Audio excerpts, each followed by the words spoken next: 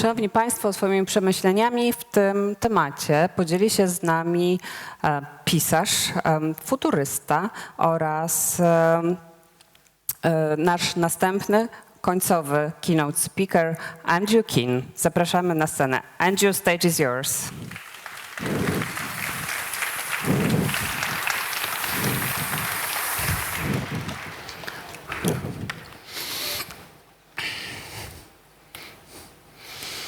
Well, if you thought that was a miserable speech, wait till what do I have to say. That was a joke. Thank you for the invitation. It's nice to be in Poland. I'm a big fan of Polish culture and history and politics. One of the reasons, coming into Chopin Airport yesterday, walking around Warsaw a little bit, reminding myself of Polish history, I think you Poles know about agency. You guys collectively, in terms of your history, you know about trying to manifest your will. Now, the idea, of course, of will in national terms is a little dodgy. I'm not saying all Poles think alike. I'm not saying all Poles should think alike. I'm not even saying all Poles are alike. We know that the definition of nationhood is a tricky one and a highly politicized one these days. But leaving aside those minor issues, the issue of agency, I think, is extremely important in the history of Poland. You've always struggled to be free. You've always struggled, at least in your history before 1989, you've struggled in your history to follow your own interests and make your own histories, free yourself from delusion, obviously from foreign occupation and foreign authoritarianism. And I think it's an interesting concept in the context of what I'm going to talk about, which is fixing the future and the disappointment of the digital revolution and how to fix it. Because I think Poland's history is instructive in two ways. Firstly, it reveals the way in which oppression is a reality, but also your history since 1989. And again, I know it's a politically tricky area. I'm not suggesting that everything in Poland since 1989 has been successful. But pretty much since 1989, you've fixed your future. Poland today, compared to 1989, is a country which, for the most part, works. You're part of the global economy. It's relatively free. Again, I know there are some issues when it comes to your democracy. But basically, Poland has successfully reshaped its history. And particularly in the context of your recent history, when it comes to economics, I think that's a stunning achievement. What that says to us is the future can be fixed. As I argue in more broad terms, we're very good collectively as human beings at two things. We're very good at fucking up the future, and we do that time and time again. We've done it throughout our history as a species. And the other thing we're very good at is fixing it. So we're good at making problems and we're good at fixing them. And I'm not suggesting that Poles have made their own problems, but I am suggesting that we, as you in narrower terms, are very good at fixing your problems. And that's why the Poles who I particularly admire are the ones who seized agency and shaped it in ways that people wanted. So obviously Walesa comes to mind as your great national post-1984 hero, symbolic figure who stood up to authoritarianism, stood up to Soviet totalitarianism. And the other person who came to mind, when I was growing up in London, there was a filmmaker I particularly loved, a Polish filmmaker called Andrzej Wajda. Many of you will, of course, know him, probably better than I do. And he made two films in particular that really influenced my youth. One was called Man of Marble, and one was called Man of Iron. And they were, again, about agency, about seizing one's own destiny and shaping things as we want it rather than as somebody else wants it, someone who's exploitative. And the other thing about Wajda is he exposes, and Polish writers, filmmakers are particularly good at this, they expose the reality of a situation. Of course, many Polish artists under the Soviet occupation or in the period between 1945 and 1989 revealed the reality of what was going on. The promise, of course, of Soviet totalitarianism was freedom through technology. This industrial technology, which the Bolsheviks specialized in or claimed to specialize in, was supposed to liberate us, was supposed to make us free. They borrowed some of their more barbaric ideas from Marx, although Marx himself I don't think was a barbarian, and suggested that technology, borrowing from work like the German ideology, that technology could make us free. This was the industrial technology, of course, of the early part of the 20th century. And we know the outcome. We know that it didn't make us free. It enslaved us. Technology is always seductive. Technology is always about promising something that it doesn't deliver. You've heard a lot of promises about technology today. You heard, for example, that China is the new Silicon Valley. I hope you all realize that's a profound lie. Maybe not a profound lie, just a blatant lie. What China is not the next Silicon Valley. China is the next Soviet Union, but a much more sophisticated one. China is 1984 2.0. China is smart technology, AI, an efficient state, a secret police, plus all the other Orwellian baggage. So you're always going to hear promises of technology. AI is going to free us. The internet's going to free us. Social media is going to free us. Sometimes that's true. We know that the Industrial Revolution has in many ways freed us. I'm not a Luddite.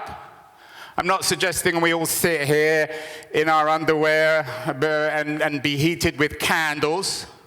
I'm not suggesting I try and go to the airport using a horse, and of course, there wouldn't be airports in a pre-industrial age. There's no doubt in many ways that technology is a good thing, or in most ways it's a good thing. Who would argue against modern medicine? Who would argue against cars?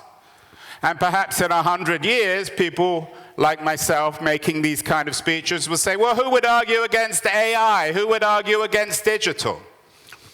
But at the moment, the jury is out. At the moment, it does seem that the future is broken. I was around San Francisco, happened to be there in the late 80s, early 90s, when the internet, the first wave of the digital revolution, which today is beginning to pick up remarkable pace. I was there when an enormous amount of promises were made about this new technology and about the technological revolution that in general terms is called the digital revolution. We were promised that the technology would free us. We were promised that this technology would give us tools to articulate our version of the world, to disintermediate old media. This would enrich truth, realize more education, more information, that it would be the Renaissance 2.0, the Enlightenment 2.0. That it would free us, that it would allow us to live our lives in a better way. This is, of course, the technology today we carry around in our pocket, these supercomputers, which actually in many ways control us rather than us controlling it. We were told that this technology would create more economic opportunity. It would level the playing field and create more jobs. We were told that this technology would enrich democracy, that it would do away with authoritarianism. It was a bit of a cheat, really, saying this in the late 80s, because, of course, guys like Walesa and Havel in Prague, who did away with Soviet autocracy, didn't use technology, or they certainly didn't use sophisticated technology. They did it through human beings. They did it through humanity, a collective will of humanity to manifest their agency against governments, forms of economic and political organization that were despised. So again, they might have used technology, but technology wasn't core to what was happening. Above all else, we were promised that this technology would realize us as human beings. And in that sense, there's a lot of Marx 2.0 in this. There's a lot of the German ideology kind of digitalized. That this technology would enrich our experience. It would make us into artists. It would free us from our work. It would give us more meaningful work. And it would create better societies, richer democracies. So that was all promised explicitly or implicitly, at least, in a lot of the arguments being made by digital entrepreneurs, kind of encapsulated by people like Mark Zuckerberg above all else. That social would free us, that email would free us, that technology would liberate us, that this new flattened digital economy would be good for everyone. So those were great promises. They were compelling. They seduced me at the time. I was a young, or certainly younger entrepreneur. And I had my own little startup, trying in my own way to obviously get rich and famous, but also change the world. And there were many of us, and there still are, of course, many people who are participating in this revolution, who believe in change, who believe that technology can make the world a better place, who believe that the future will be better. But today, 30 years, or literally 30 years after Tim Berners-Lee invented the World Wide Web, no coincidence, by the way, that Berners-Lee invented the World Wide Web in '89, just down in Geneva, just down the road from Berlin. And I think future historians, when they look back at 1989, of course, the fall of the Berlin Wall has great significance, will always have great significance, but I have a feeling that Berners-Lee's invention in historical terms will seem more meaningful and impactful. But 30 years after Berners-Lee invented the web and made digital accessible for anyone who wasn't a geek, anyone who wasn't a technologist, the jury is no longer out. And it's clear that at this point, and let's be clear, at this point, the digital revolution has failed. Now, that doesn't mean it hasn't succeeded in some ways. It doesn't mean that these things we carry around with us are amazing and we couldn't live without them. That doesn't mean that most of you are probably employed by startups or by digital agencies or in digital departments of large organizations. That doesn't mean that this technology doesn't still have promise. The future isn't over, but at the moment it's broken. Let's just look very briefly, and I don't want to spend too much time on the problems because I want to talk about the fixes. I'm the author of How to Fix the Future, so I'm supposed to be cheerful here. Let's just think of 3 or 4 areas where clearly this revolution has failed. Now, you guys are in the advertising industry. I know Group M quite well. It might seem to some of you as if it's a large company. I guess to small advertising startups it is. But compared to Google or Facebook, of course, who control whatever it is, 85, 86% of online advertising, it's a blip. It's a mosquito at best. It's a fly. And of course, the reality of this economy is, and I've used this term, unfortunately I didn't invent it, but it's a term used by both economists and analysts of the digital economy. The reality of this economy is it's a winner-take-all economy. It always was in the tech business. I mean, even before the invention of the internet, you had IBM and then Microsoft. But the nature of technology, of the technology industry, and it's not because people are bad, and it's not because technology is bad or tech executives are bad. The reality is simply that it's a winner-take-all economy. So we only have one really dominant search engine. We know who they are. We don't need to mention their name. One dominant search engine, one dominant social network, one dominant e-commerce player. Those are realities. And those companies now, again, we don't necessarily need to name them because we know who they are. These are trillion-dollar companies. Now, it doesn't mean you can't have startups. Some of you will be startup executives. Some of you are trying to raise money for brilliant ideas. But the reality of the digital landscape at the moment is it's so dominated by a tiny handful of winner-take-all companies that it's not really enabling innovation. The digital economy has failed in many ways to actually dramatically change the world. Peter Thiel said it very well. I don't like Thiel's politics, but he often captures things very well. He said, we were promised flying cars and we got 140 characters. Now, that doesn't mean that Twitter isn't a good platform for self-expression, but what it does mean is that the tiny group of companies who essentially have locked up all the capital and innovation and who represent the sort of the exit strategy for most startups, they control the economy. It's increasingly monopolistic. It's not innovative. Big, dominant companies don't tend to innovate. Now, maybe Google might innovate more than General Electric or IBM did in their day, or AT&T. But for the most part, they defend their own markets, and they use innovation, as Google is doing, to cement, to dominate their main market and then control other markets. Okay, well, what about, so it hasn't enabled a massive generation of entrepreneurs. It hasn't leveled the playing field. And of course, in terms of inequality, that's more and more evident. A winner-take-all economy has resulted in a tiny group of technologists essentially taking most of the money on the table. You know that in the advertising industry. You guys work hard all over the world. Ad people work hard. And all over the world, the Facebook and Google people take the money home. They control 85% of the online market.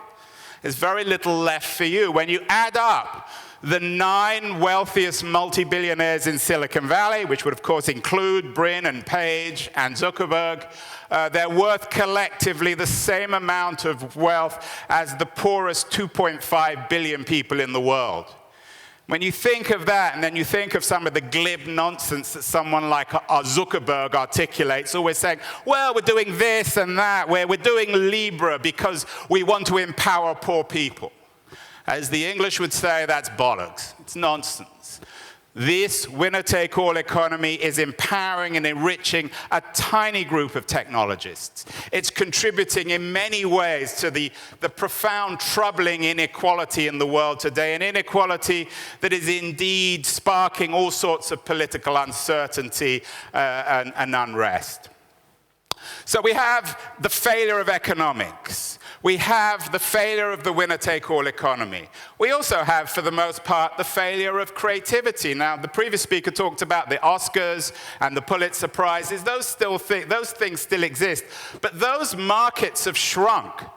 The recorded music industry, for example, between 1999 and 2015 or 16, it shrank 50%. Because people are not using this technology to spend money on creativity. I know as a writer, the market for published books has been in decline for a while too. The reality of this technological revolution is it empowered everyone to express themselves, but it hasn't resulted in more enlightenment. It's actually compounding narcissism, ignorance, hatred, vilification of women. It empowered with Napster the stealing of content. It's undermined IP all over the world. So when it comes to creativity, we're not again in the Enlightenment 2.0. We're in the world of the Kardashians. We're in the world of YouTube, where YouTube keeps 50 or 60% of all the revenue. And there may be 1 or 2 millionaire hits on YouTube. But for the most part, the digital revolution has decimated the creative middle class. There's still a superstar economy. There's always been a superstar economy. And actually, the superstar economy has been compounded in the digital age.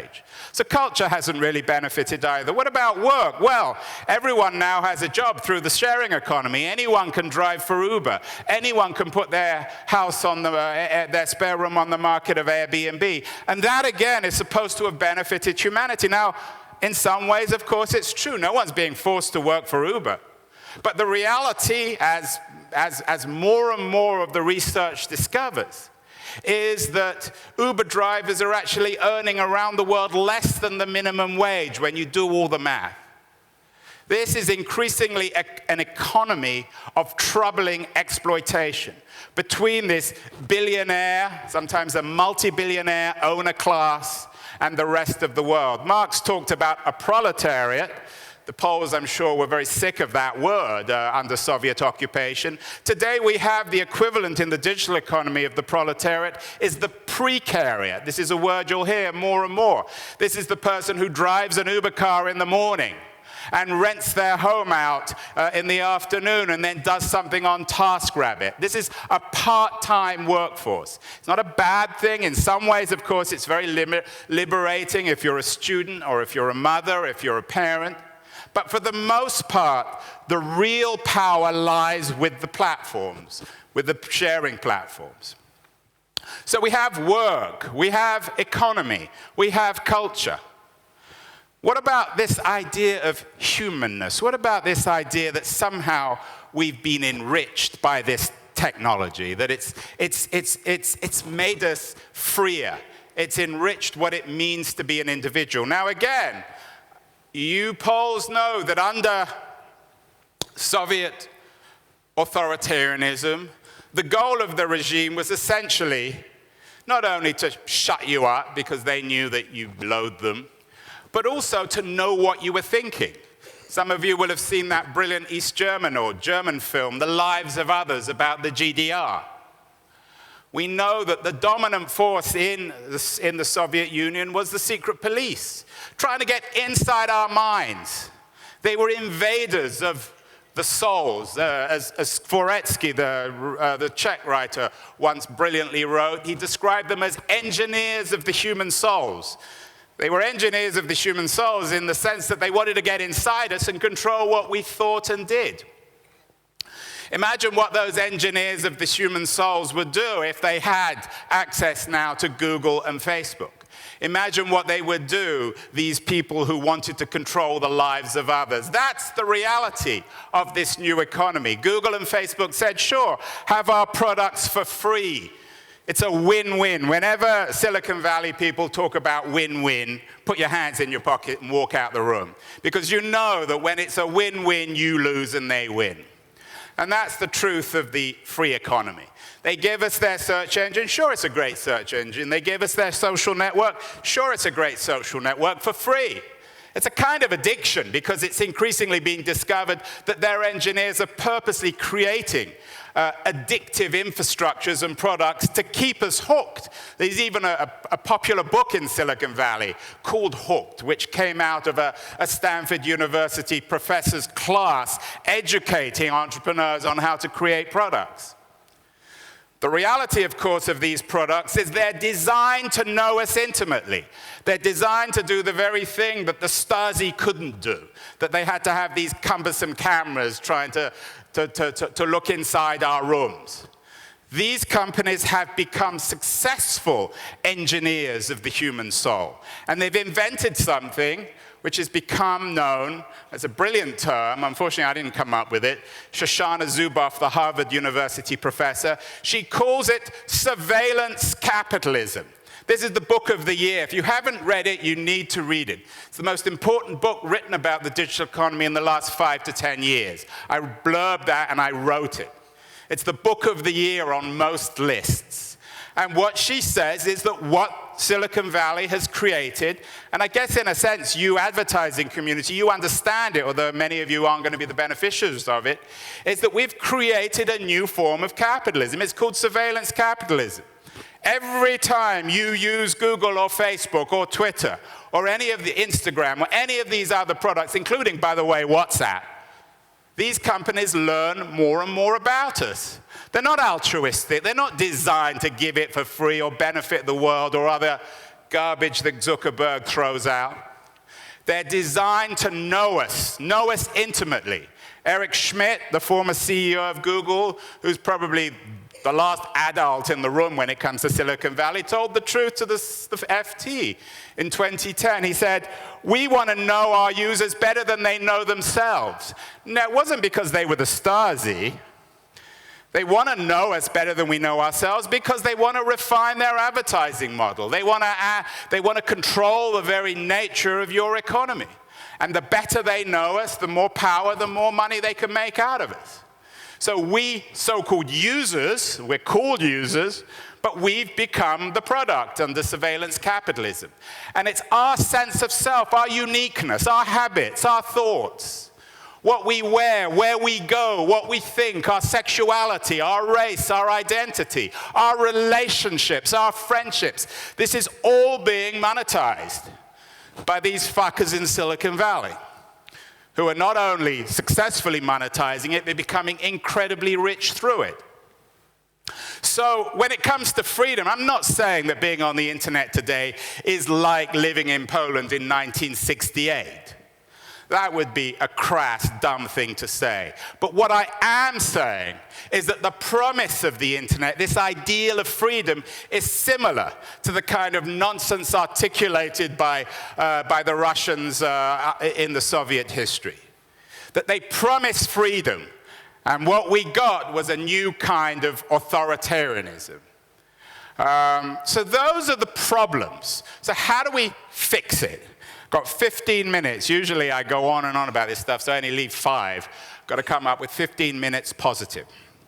I wrote 3 books articulating these things. Now today they're kind of, everyone accepts them. When I started writing, no one accepted them.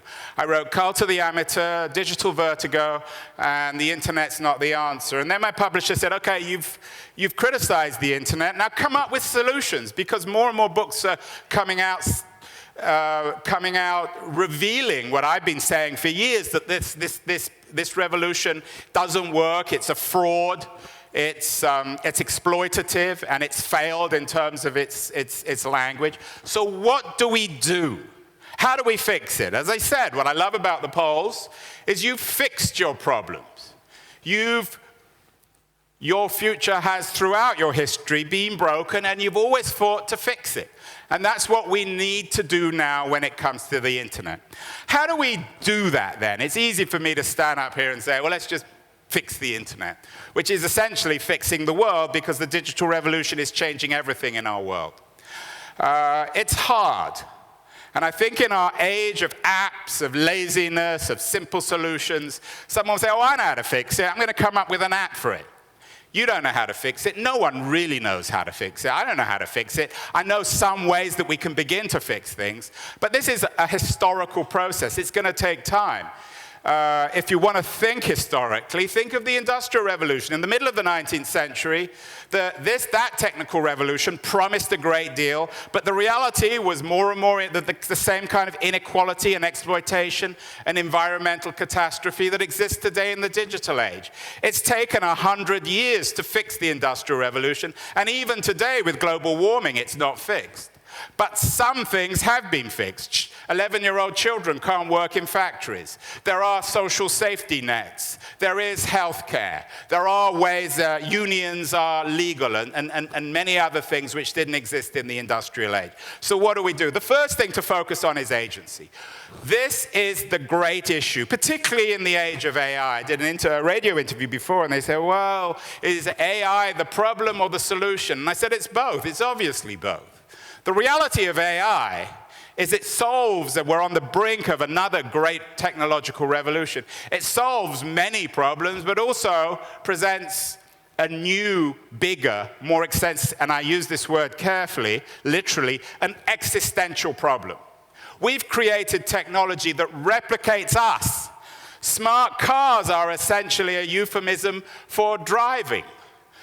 Smart cities are all designed, all this smart technology, AI is designed to replicate our intelligence and essentially replace us. And some of the pessimists actually believe that AI is our last invention, because AI will acquire its own consciousness and essentially enslave us. In other words, AI will be a much more efficient and successful version of Soviet communism, even more successful than Chinese capitalist communism. So the issue of agency is key. It's key because that's what the future is about. That's what's so essential. And it's the key because that's what being human is. having agency. Now, some of you may be familiar with a woman called Ada Lovelace. She was a mid-19th century British self-taught mathematician, very romantic figure, the daughter of Lord Byron. She invented the idea of software. And what she said very clearly, right from the beginning, imagine a world where no one could even conceive of software. She was the business partner of Charles Babbage, who invented the first mechanical computer. And Lovelace said something really important. She said, software essentially can't think for itself. It doesn't have agency. It can't have goals. It can't be creative. The same is true today. So fixing the future is a kind of chicken and egg situation, but fixing the future requires us to manifest that agency, to shape technology before that technology shapes us. That is the great issue. Some of you will be sitting here and saying, well, what can I do? How can I compete with Facebook and Google? How can I control the algorithm? None of us as individuals can do that, but you would have been thinking the same thing back in 1982 or 1983 about the Soviets. You'd be thinking the same thing about other challenges to human freedom. We can fix the future if we work together, but agency is key. We need to figure out what we want. These devices, these supercomputers we're carrying around in our pockets, they are shaping us more than we're shaping them. And indeed, they're designed to be addictive. They're a combination of Big Brother and Coca-Cola and hamburgers. And we need to not fight against them or trash them, but we need to control them before they control us. So how do we do that? There are 5 areas that I talk about in the book. The first is regulation. Now, let me make it clear. Regulation isn't the only solution. I'm not here from Big Brother. I'm not here from Brussels telling you that you've got to shut the internet down. I'm not telling you that we need to trash our devices or make innovation illegal or make the internet illegal. The people who are saying that are actually in Moscow or in Beijing. Maybe not Beijing, but certainly Moscow and Tehran. I'm here to tell you that regulation matters. One of the reasons, perhaps the main reason, that the digital revolution has failed so far is it wasn't controlled by government. That the government in the United States in particular just kind of sat back. They were told by Silicon Valley they didn't get technology, and if they just stayed alone, be left alone, then the world would work out. Well, we know what's happened, and today Washington, D.C. is waking up to the threat of Silicon Valley, waking up to the reality of surveillance capitalism, waking up to the problems of a winner-take-all economy. Not only the left, but even the right. Both Trump and Warren and Sanders have all in their time been deeply critical of the digital economy. Regulation matters, and we're seeing it in Europe. We're seeing it with antitrust investigations, pioneered by Margrethe Vestager, the very important EU commissioner of competition. I have a chapter in my book on what Vestager is doing. She told me very clearly, she's not going after these companies because they're big or because she doesn't like Americans. She's doing it to flatten the playing field. Antitrust matters. These companies need to be treated as media companies and be accountable. And the only way they can be accountable is through the government. Now, you're in the advertising industry.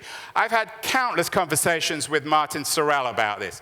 He and I have been having conversations publicly and privately about this ever since I wrote Cult of the Amateur. He's not the head of WPP anymore, but he was the guy who built the whole thing up. And he understood more than anyone else that these companies are media companies. They own platforms. They figured out a very brilliant business model of not paying for the content, but they put this content on their platforms and sell advertising against it. These companies should be treated as media companies and be held accountable to the same laws as newspapers, radio stations, movie studios, and that's beginning to happen in Europe too. The Germans are leading this. And these companies need to be accountable in terms of paying their taxes. Vestager forced Apple to pay their taxes in Europe. She fined them $13 billion. Tim Cook wandered into our office one day to discuss this. A few hours later, he wandered out saying, that was the worst meeting I've ever had in my life. And the reason it was the worst meeting is because for the first time, a government actually stood up to these new superpowers. So we need taxation. We need government involvement. That doesn't mean that we have to rebuild, reinvent the Soviets and their hostility to any kind of innovation. The point of government is to support innovation. The point of government is to create a kind of level playing field. But we also need innovation to go with regulation. And of course, with regulators, of the thing that the Europeans are doing with the General Data Protection Act, not ideal, I acknowledge, but at the same time, it's a beginning to allow us to own our data. That's the essence of digital freedom. Until we own our data, until we know what the giants are doing with our data, and our data is a euphemism for what we do with our freedom, our identity, our sense of self.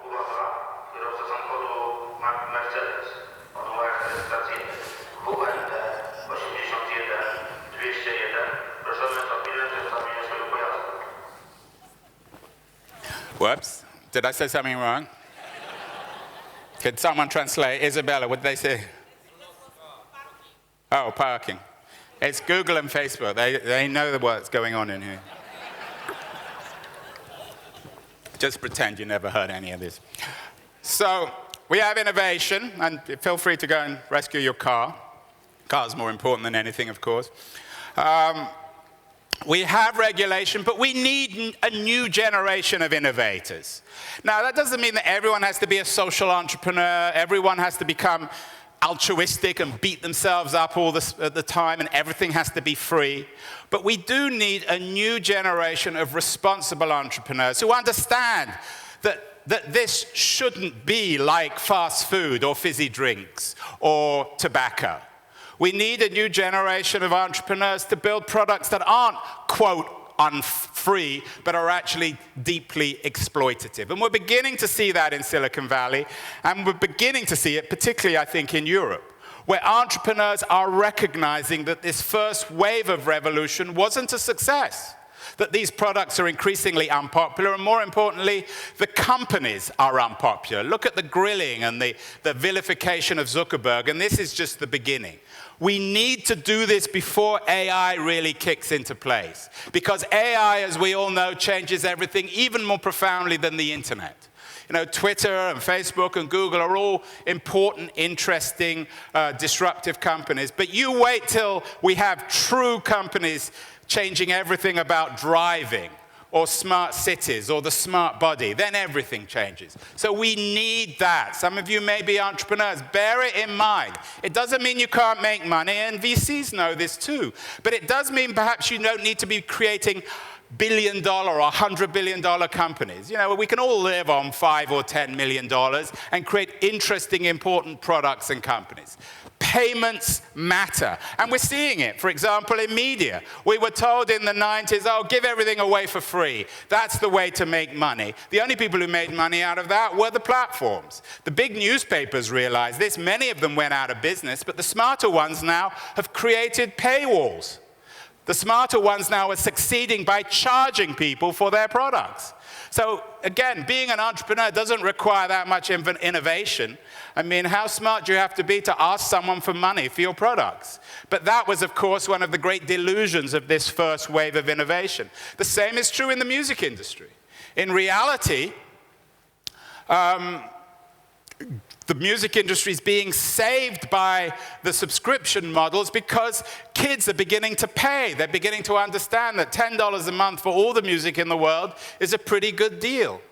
And the other thing to bear in mind, which is very exciting if you're an innovator, is the real opportunities in this new economy are not in digital, they're in an analog. They're in the experiential aspects of our economy. So, for example, the big growth area in music is not subscription when it comes to profitability, it's vinyl. Young people are discovering or rediscovering vinyl. What's interesting about the digital natives is that we're always told, well, they're the ones who really appreciate digital. That's absolute nonsense. The real opportunities in entrepreneurial terms are in analog products, because the digital natives are the ones who understand the value of the experiential, and they're the ones who are paying for things. They're the ones paying for vinyl. They're the ones paying for subscription music. We need consumers to be more demanding in a broad sense. In my book, I talk about the example of the car and the food industry. Consumers need to be more aggressive, but they also need to recognize that if they demand better products, they have to pay for those products. So in the car and the food industry over the last 50 or 100 years, cars have become safer, food has become less poisonous, less addictive, better for us, because consumers have been willing to pay. You in the advertising industry need to understand that. Free is not free. Paying is a good thing. That's the way that the capitalist economy has worked successfully over the last 250 years, and it has to be the future. But consumers have been so spoiled, and indeed you have companies like Amazon who have a fetish with the consumer of providing cheaper and cheaper goods. We need to understand, of course, that with Amazon, with the cheapness of those goods, comes both the decimation of traditional retail that most of us don't want, and increasingly exploitative and a surveillant kind of work culture that most of us don't want either. So Amazon, whilst it's an answer in some ways, is also a warning. We need citizens to be engaged. We need everyone to step forward and say, I care about the world that we're creating. Manifesting agency. Let me give you one example that I have in my book. There are a series of lawyers who are working on behalf of Uber drivers. As I said, sure, the Uber drivers, I don't know if you call them really formally exploited, but they were in many ways being exploited. They were sold this dream of driving your own car, of becoming your own businessman, and they've ended up paying being paid less than minimum wages, and not only that, but not being protected under the law. Lawyers now are working, and local government officials are working to make sure that these so-called sharing economy companies are accountable and obey the law. So we can work in all sorts of ways, whether it's teachers teaching algorithmic literacy, whether it's parents controlling the use of this technology with their kids, whether it's voters voting for politicians who want to control this economy. We can all do something. Finally, last but not least, education. This is the big one, but it's a long-term one. As I said, the AI revolution is the great existential challenge, perhaps in our history. We've created something that's like us, that replicates us, but of course is much cheaper than us. So what's our value in this new world? In the industrial economy, we educated kids to be like this, but now we have these devices. So how should we be educating people? The core to a good education system, the way to really fix the future, is to teach the muscle of agency. Remember, Ada Lovelace said that algorithms can't think for themselves. Ada Lovelace said that algorithms don't have goals. Algorithms can't be creative. We need a new kind of education system, an education system that focuses on those things, because we can't compete with the algorithm. We can't compete with digital, but we can work with it. And unless we start working with it, we will start working against it. The biggest danger, if we don't fix the future, is a mass movement of Luddism, just as you had at the beginning of the 19th century against the industrial economy. The biggest danger is that you'll have people who are really out to destroy technology. As I said at the beginning of this presentation, technology is beneficial. It can make the world a profoundly better place. Maybe AI can indeed liberate us, as Marx suggested, from menial labor. Maybe it can enable us to lead more meaningful lives, especially with regulation like the guaranteed minimum income, which is something that Silicon Valley is pushing. But it needs to come through education. We need to rethink what it means to be human in the age of AI. We need to focus on the muscle of humanity, on creativity, on empathy. And those will be the real values, both in existential, philosophical, but also in economic terms. Because in the age of AI, it will be people who can buy and sell these human qualities like empathy and creativity. They will be the winners. You can't compete against the algorithm. Thank you.